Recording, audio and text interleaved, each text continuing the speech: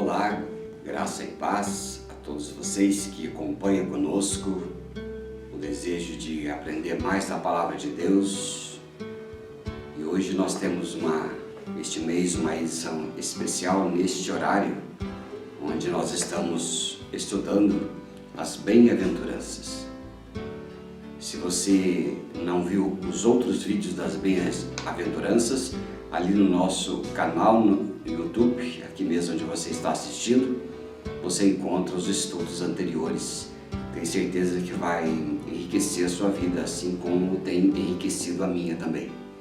E nesse tempo de mês de janeiro, hoje nós estamos em recesso do Aprofundando Raízes, que você participe conosco desses estudos online, neste mesmo horário. A partir de fevereiro, nossas quartas-feiras serão cultos de oração e você estará convidado conosco a vir e a orar e a fazer campanhas de oração que certamente vai enriquecer a sua vida. Os limpos de coração. Diz assim a Bíblia em Mateus capítulo 5, versículo 8: Bem-aventurados os limpos de coração, porque verão a Deus. O Evangelho de Jesus Cristo interessa-se pelo estado do nosso coração. Muito mais do que o exterior, é o interior que importa e que interessa a Deus. Toda a sua ênfase recai sobre o nosso coração. Não adianta fingir, não adianta colocar máscaras, não adianta ser falso com as outras pessoas, porque a gente pode enganar algumas pessoas por algum tempo, muitas pessoas por um certo tempo, mas não enganaremos a todas o tempo todo, muito menos a Deus em nenhum instante sequer. O coração ocupa o lugar central do ensino de Jesus. Ele olhava para os fariseus e dizia: vocês colocam peso sobre as outras pessoas que nem com o dedo mindinho vocês têm disposição de afastar de vocês. E precisamos lembrar de novo que a fé, ela é uma questão de coração e não de doutrinas, de entendimento, de intelecto, mas ela é uma condição do coração. O Evangelho desvenda tudo que se oculta em nós. Não adianta nos escondermos atrás de sabedoria, de cursos, de diplomas, de coisa alguma. Importa para Jesus o que somos de fato, porque é isso que nos levará para perto dele. Ora, quem são esses que são limpos de coração, então, como diz a Bíblia? Esses são, no meu ver, essencialmente aqueles que se haviam lamentado devido à impureza dos seus corações, devido à pobreza das suas vidas, devido à nossa falta de contentamento com aquilo que somos sem o Espírito Santo. Ali nos outros estudos que nós vimos sobre os humildes de espírito, e os outros falam sobre isso. Porquanto a única maneira de alguém vir a tomar-se e ser possuidor de um coração limpo consiste em perceber quão impuro é o seu coração e então lamentar-se por causa disso tão intensamente que vem pedir ao Espírito Santo para conduzi-lo à pureza da sua alma, à limpeza do seu coração, para que não só diante de Deus e das pessoas, mas diante de nós mesmos. Porque fingir é algo muito trabalhoso. Fingir é algo que desgasta a nossa vida. Portanto, não é bom fingir e muito melhor é ser verdadeiro, com o coração disposto a ser abençoado, com paz de espírito que só aquele que não finge, que não se preocupa em decorar mentiras, é que pode viver. Essa bem-aventurança aborda a essência da nossa vida cristã. É o alvo final da vida, que nos conduzirá a ver a Deus. Este deve ser o nosso maior sonho. Nossa maior alegria e esperança é ver a Jesus. Interpretando esse texto com base em suas expressões principais que nós encontramos, que é a pureza, o coração e ver a Deus. Este é o alvo absoluto. Então a gente percebe aqui, no verso 8 de novo, que vamos ler: bem-aventurados os limpos de coração. Ninguém consegue ter um coração verdadeiramente limpo sem que tenha experimentado o novo nascimento e a renovação pelo Espírito de Deus.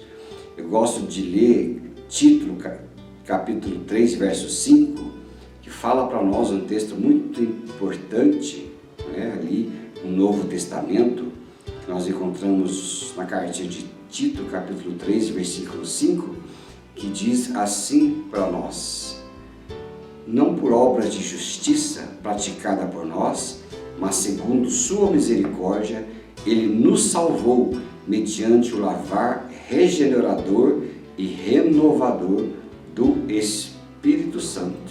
Olha só, Tito aqui está dizendo que não é por obras, não é por força, não é por decoreba, não é por nada que demanda algo que venha ser aprendido por nós, porque as coisas aprendidas podem ser burladas, mas é o lavar regenerador do Espírito Santo, através do novo nascimento, que seremos limpos de coração. Veja, não sou eu que vou limpar o meu coração, isso não existe.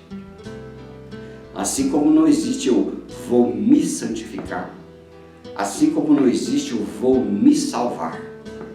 Esses são expedientes religiosos de gente que já adquiriu uma certa prática religiosa que se tornou na vida no automático.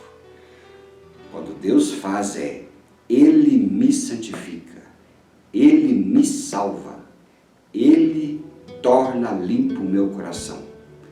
É por isso que a Bíblia diz que nós devemos nascer do Espírito para poder ter todas as virtudes espirituais possíveis em nossas vidas, porque é a obra do Espírito. É certo que o Espírito Santo agindo em nós, nós vamos continuar, ter a força para ser santificado e deixar o Espírito agir, porque só da parte dele não é possível, só da nossa parte não é possível. Primeiro vem dele e nós somos capacitados a andar pela sua palavra. A pureza do coração implica ter uma mente livre de pensamentos impuros, desejos ou sentimentos pecaminosos, como a cobiça, a mágoa, a malícia, o orgulho, o egoísmo e tudo mais que é contra a santidade do Deus vivo. Quando Ele habita em nós,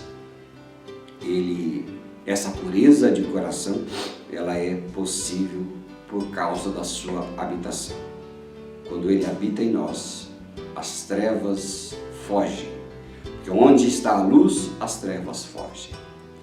Aqui o coração limpo conduz à vida, mas o coração sujo é um coração que caminha para a morte eterna.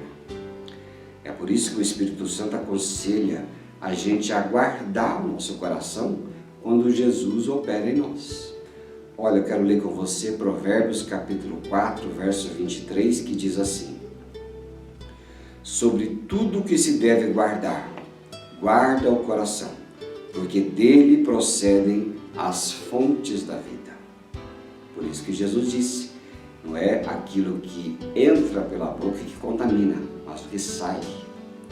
Porque o que sai vem do coração. E aqui Provérbios diz para que nós possamos guardar o coração.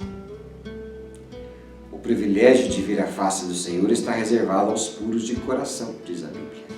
Pois somente estas pessoas o contemplarão em toda a sua glória e majestade e alegria. Ele não escolhe uma pessoa pela sua aparência, mas mas Ele escolhe sim por aquilo que está no seu interior. Por isso que quando Deus escolheu Davi, Ele olhou o interior do coração de alguém disposto a aprender, de alguém talhado pela humildade, alguém que foi relegado a um pastoreio de ovelhas, que era um dos cargos mais pequenos que existiam naquele tempo, mas porém muito importante. E quando Deus olhou os seus irmãos de Davi, Ele não viu um coração puro, viu corações soberbos, inflados pelo que os outros viam neles. Quando for escolher alguém para ser ungido, por exemplo, olharam os mais fortes, mais bonitos, olharam aqueles que eram os filhos preferidos, mas Deus olhou para o improvável, mas que tinha um coração puro. E a gente encontra em 1 Samuel 16:7, um versículo que eu já cantei muitas vezes em umas igrejas que eu passei, mas é um versículo que diz assim: porém o Senhor disse a Samuel, não atentes para a sua aparência, nem para a sua altura, porque o rejeitei, porque o Senhor não vê como vê o homem vê o exterior, porém o Senhor vê o coração.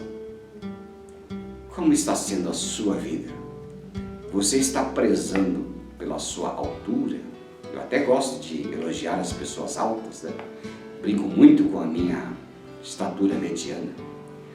Mas às vezes os altos são altivos. Você está prezando pela sua aparência, pela sua etiqueta, pela moda, pela maquiagem, pela aparência preservada? Ou você está, como diz Provérbios, guardando o seu coração?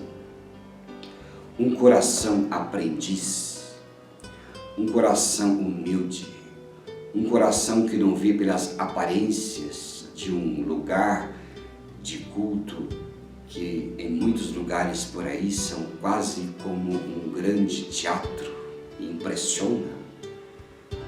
Porque muitas vezes o coração disposto, o coração que cultua a Deus, é o coração que está nos lugares pequenos, em poucas pessoas, mas que está sedento da palavra de Deus, de oração e de orar.